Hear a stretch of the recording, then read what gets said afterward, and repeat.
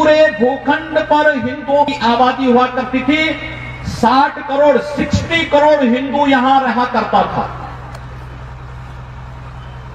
712 ईस्वी में।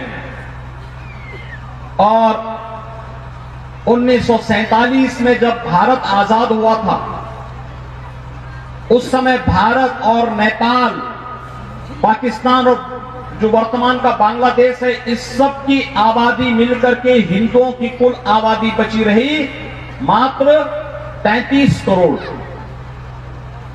यानी 1235 वर्षों में हमारी आबादी 60 करोड़ से बढ़कर के 120 करोड़ नहीं हुई, 100 करोड़ नहीं हुई।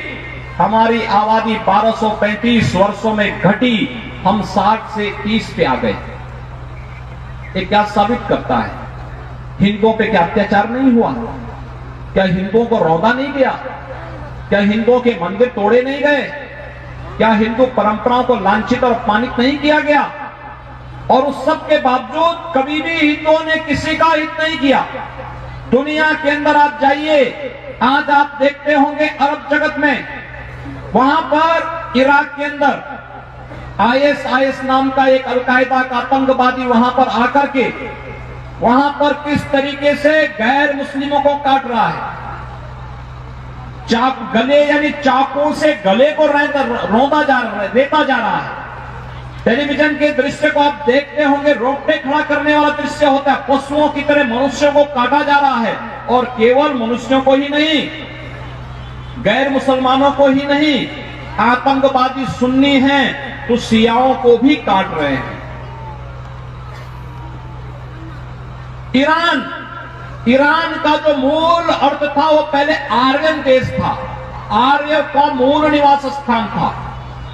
और ईरान के बारे में कहा जाता है कि ईरान के जो मूल निवासी थे वो पारसी समुदाय के लोग थे।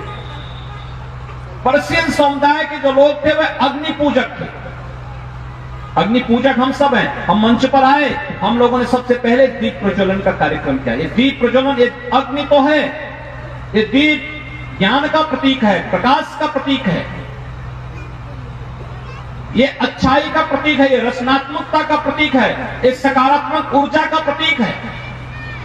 इस अग्नि का पूजक वो पारसी समुदाय हुआ करता था। और अभी आपने इराक के अंदर भी देखा होगा, जो यजीदी समुदाय है वो अभी इसी अग्नि का पूजक है,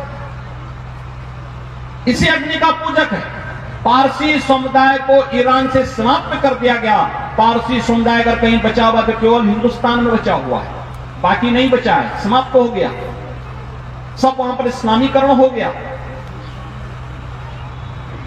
अफगानिस्तान, आपने महाभारत को आपने देखा होगा, महाभारत का दृश्य, महाभारत ग्रंथ आपने पढ़ा होगा, सुना होगा, या उससे पहले रामायण काल में आप जाइए, महाराजा दशरथ की रानी कैकेयी वह तो उसी अफगानिस्तान से थी जो आज अफगानिस्तान अलकायदा की चपेट में है।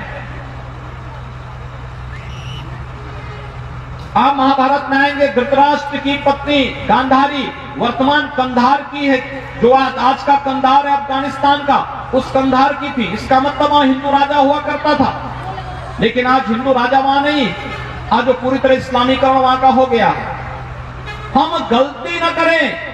अतीत में जो गलती ईरान के साथ हुई, जो गलती अफगानिस्तान के साथ हुई, जो गलती पाकिस्तान और बांग्लादेश के साथ हुई, उस प्रकार की गलती करने की भूल हिंदू समुदाय, पूरी दुनिया के अंदर रहने वाला हिंदू समुदाय कतई न करें। इसलिए सबसे पहले अपनी परंपरा पर गर्व की अनुभूति करना हम सीखें कि हम अपनी ऋषि परंपरा का उत्तराधिकारी हैं।